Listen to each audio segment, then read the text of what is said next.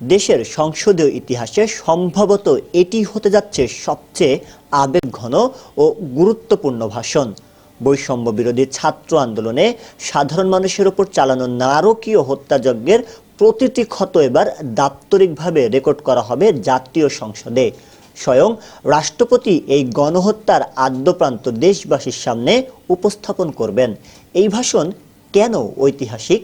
রাষ্ট্রীয় স্বীকৃতি, জুলাই বিপ্লবের শহীদদের আত্মত্যাগ এবং ফ্যাসিবাদের নিষ্ঠুরতা এখন রাষ্ট্রীয় নথিতে চিরস্থায়ী হবে। বিচারের পথ সুগম। সংসদের এই বর্ণনা আন্তর্জাতিক ট্রাইব্যুনাল সহ অন্যান্য বিচারিক প্রক্রিয়াকে শক্তিশালী প্রমাণ হিসেবে কাজ করবে।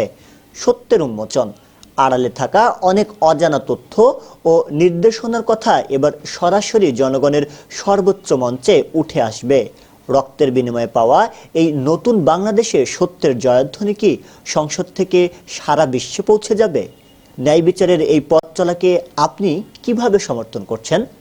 এই ঐতিহাসিক মুহূর্তের সাক্ষী হতে পোস্টটি শেয়ার করুন এবং আপনার অনুভূতি কমেন্ট করে জানান। শাহরিয়ার হিমেল, ডেস্ক রিপোর্ট, নবরূপ টিভি।